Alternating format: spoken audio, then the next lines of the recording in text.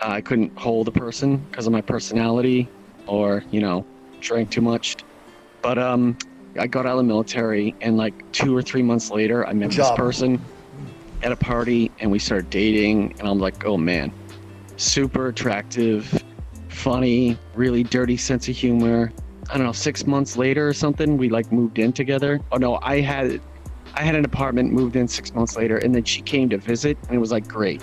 It's like one of those relationships where we don't have to live together, but we can still come together and have a good time.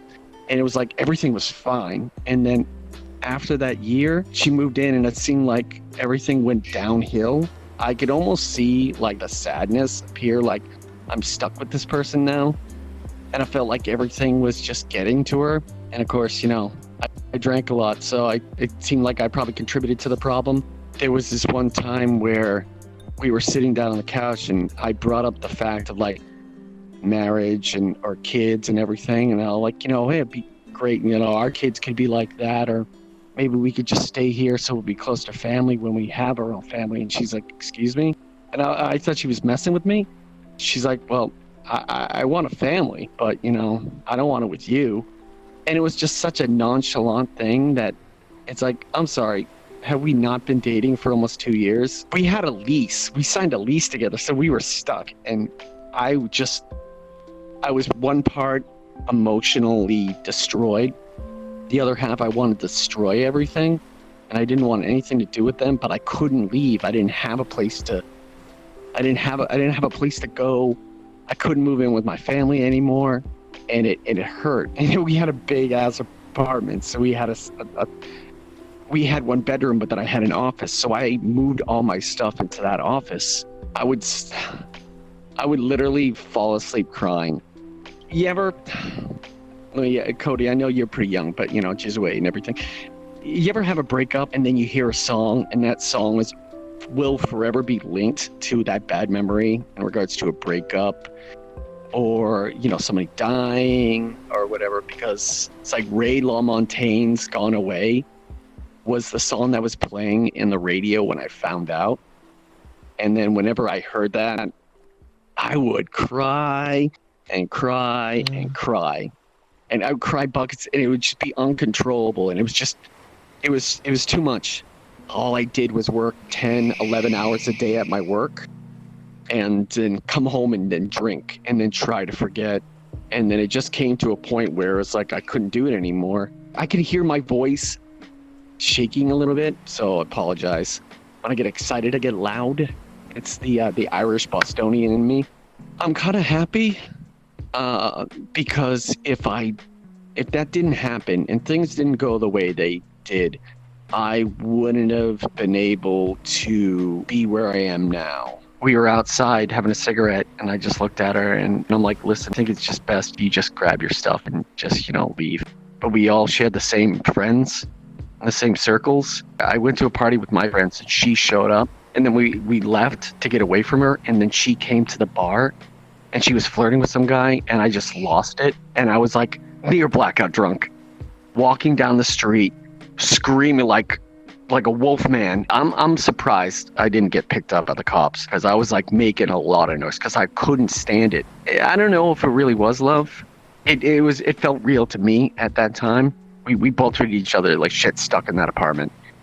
I think she really got bored with me, and she didn't bother telling me until, hey, I don't want to marry you. I don't want to have kids with you. That was the lowest part of my life. The lowest I've ever sunk, because I was only 2 years out of the military, and the military kind of did a number on me. Like, I would sleep at work because I was trying to get rid of a hangover, because as soon as I sobered up, I was out of work, and I would go to the gym, and I would work out for 2 or 3 hours until my body was so exhausted that I really couldn't think, and then I would come home, and then I would drink an entire six-pack, or drink as much beer as I could until I passed out. And it was just never-ending cycle, because I felt like a failure. I was alone. I made a lot of bad choices, and I got into a lot of really other bad relationships that never really worked out.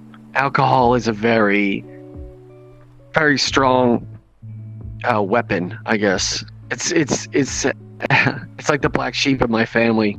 I'm the reason my dad stopped drinking because he was an alcoholic, and I decided that I was going to get heavily drunk, like drink his alcohol, like his hard alcohol, and then go in front of him and act like an idiot to make him feel bad, because he used to fall over and those dumb stuff. And then I got really sick and stuff started coming out both ends, and I think that was the last day he ever had a drink. My mom died from alcohol. She was an alcoholic and she never wanted to listen to us. She excuse me, she did a lot of bad things when we were kids, and she died of cirrhosis of the liver, like liver damage. The only time she was actually nice to me was 2 weeks before she died. But everybody does that. Everybody wants to try to make amends and apologize for everything they did. They think they could wrap it up all in like a week. You can't do that. It's this is heavy. I'm just glad that she actually looked at me in the eyes and actually talked to me before she died. I remember that she was very passionate about audio-visual stuff, and that's what I ended up doing. And she would film weddings, and she was a great photographer. I remember her taking pictures of us, because I have 2 other brothers, and we had to wear like matching clothes a lot of the time for photos, and we were all like posing. But the funniest thing, which it was really shitty, but it was really funny, that we were bad one year for Christmas, and they still put out all the toys, but they left a stern letter from Santa Claus saying, "You boys were not good this year. You misbehaved." And it was like this it was like if Santa left a rant letter to a bunch of kids. Well, I already bought the presents anyway for you kids, and I might as well just leave it here. But, you know, even though you were bad, and this is why you were bad. So next time, you're not going to be so lucky. Love, Santa. I'm pretty sure that was my mom's idea. Can I ask a question? Yes. What was it like losing your mom? It's just a personal question, but I think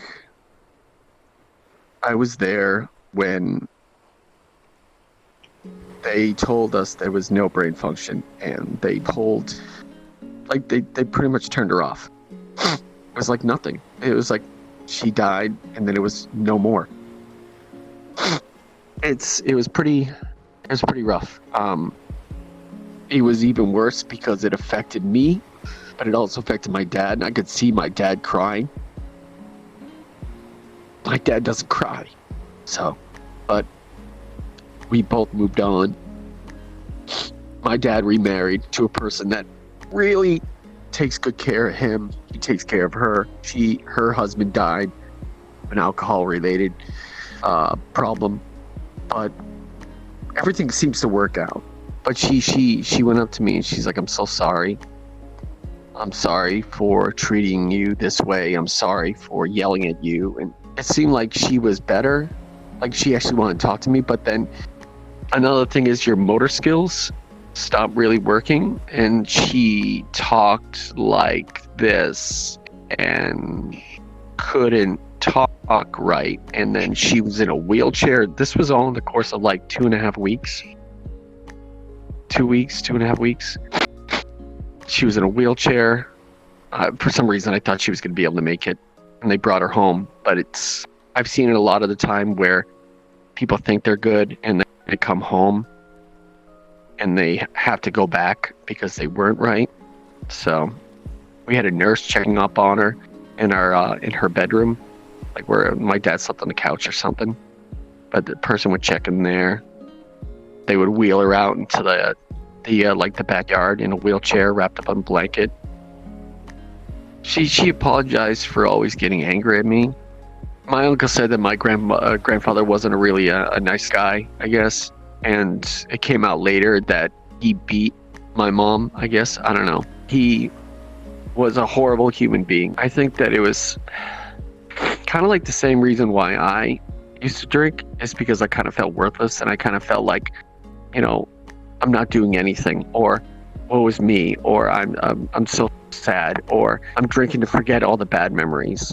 I'm pretty sure that she had gone through some crazy stuff in her life, and maybe she can't get over it.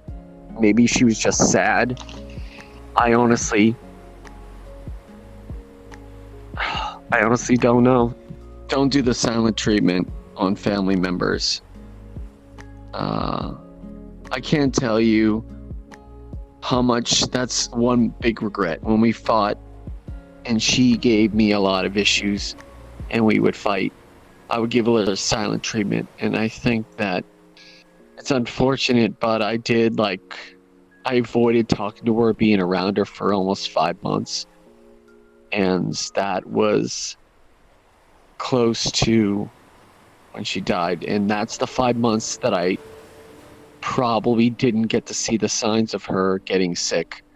Try to talk to them. Try to talk to your mom. Try to talk to your mom or your dad or whatever. Just don't give them the silent treatment, because you may miss something. And you don't want to regret it. I know it's pretty hard, but regardless of how many drinking problems and all that stuff that she had, I know that she still loved me. And yeah, that's the only advice I give. Life is short, so